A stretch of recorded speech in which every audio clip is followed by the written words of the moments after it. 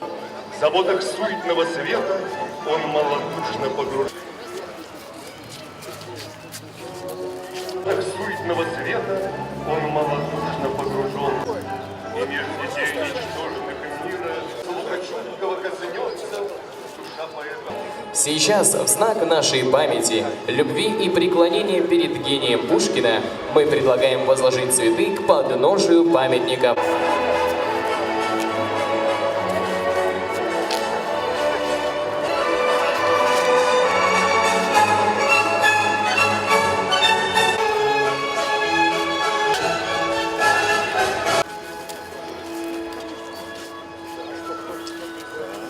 Поклониться. Я говорю, что я хочу работать. Ну что, пойдемте сами.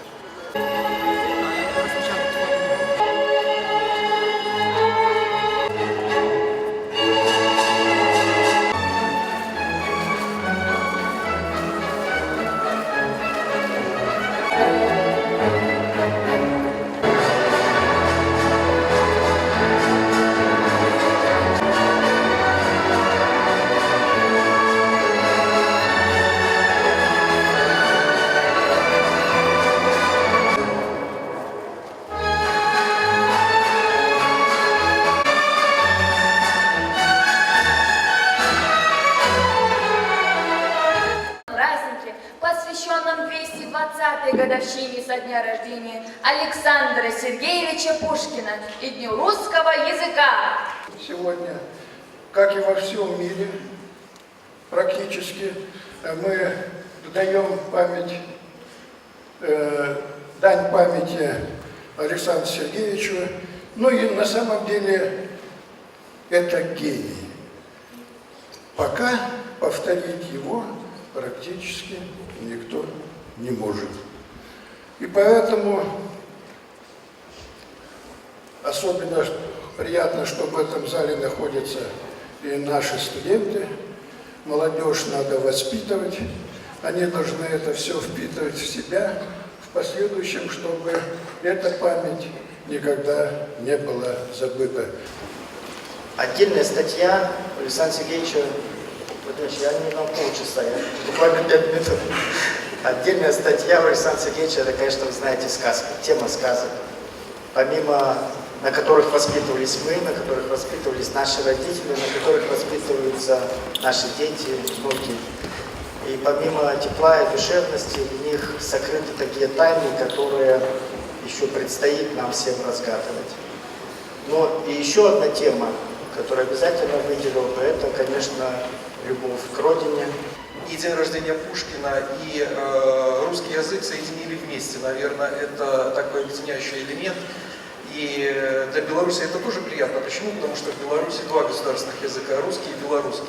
Поэтому мы также сегодня празднуем в Беларуси день рождения Александра Сергеевича Пушкина, также прославляем русский язык. Но я хотел сказать о другом. Действительно, что Александр Сергеевич Пушкин, он действительно гениальный поэт. Он, как сказал Владимир Иванович, гений русской словесности. И это очень важно. Почему? Потому что русский язык все-таки по-прежнему остается тем инструментом, объединяющим все наши страны. Да, тот инструмент, который позволяет нам с вами друг друга хорошо понимать, не забывать наше историческое прошлое, учиться друг у друга, обмениваться знаниями, опытом. Но это действительно очень прекрасно. И спасибо Александру Сергеевичу Пушкину, который этот русский язык воплотил в такие красивые слова, потому что, наверное, не я один, а все, кто учил в школе Пушкина, учили его, наверное, все стихотворения, все рассказы Пушкина с большим удовольствием, когда задавали учить наизусть, все учили их с большим удовольствием, потому что это было легко, элегантно и красиво, и все получали пятерки.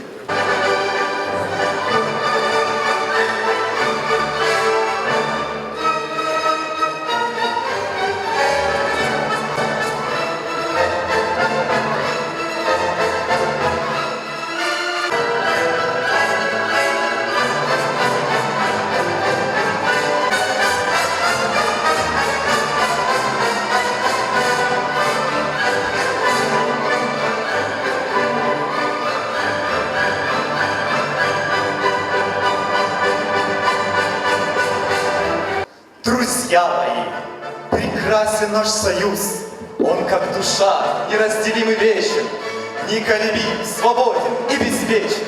Срастался он под сенью дружных муст. Я ехал к вам. Живые сны велись вокруг толпой игривой, и месяц с правой стороны сопровождал мой бег ретивый. Я ехал прочь. Иные сны душе влюбленной грустно было, и месяц с левой стороны сопровождал меня уныло. Мечтанию вечному в тиши так предаемся мы, поэты, так суеверные приметы согласны с чувствами души. Он действительно верил в приметы. Вы помните, что когда он покидал Михайловское, самовольно, уезжая из ссылки, Заяц перебежал дорогу, и Пушкин вернулся. А так, он бы как раз прибыл в Петербург поздно вечером, хотел пойти на квартиру к Рылееву в ночь с 13 на 14 декабря. И, скорее всего, он бы оказался на Сенатской площади. Вот так Заяц, вот так примета решила его судьбу. И когда свадьба, помните, была, то свеча погасла во время венчания, а когда подносили молодым на Арбате, квартира, которую снимали они тогда с Натальей Николаевной, то говорят, что бокал пушкинский упал, и поэт помрачнел. Это печальная примета. У меня есть цикл, я автор многих сборников, и один цикл такой, знаете, стихи под эпиграфом. И Пушкину, конечно, посвящено много стихотворений, а вот на эту тему, так суеверные приметы, согласно с чувствами души, вот такие строки ему посвященные. Может вам и жить подольше, может, а пока покачнулся на подносе и упал бокал. В подвенечном так прекрасно, что не до стихов покачнулось, покачалось, вдребезги стекло. Все выходит как-то боком в мире обжитом, где неверующий в Бога верит в божество. Все случается нелепо, как бы невзначай. Суеверные поэты по ночам кричат, как жесток и как несносен у судьбы оскал. Покачнулся на подносе и упал бокал. Спасибо.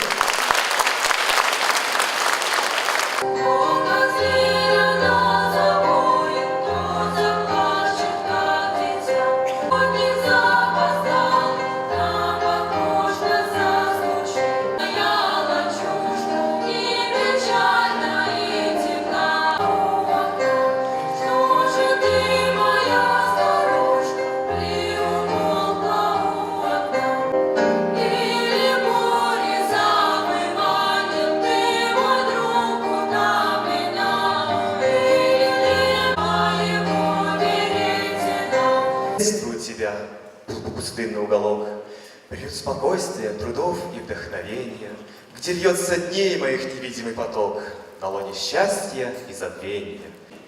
Стих твой жжет и молит, он в русском сердце вечная заря.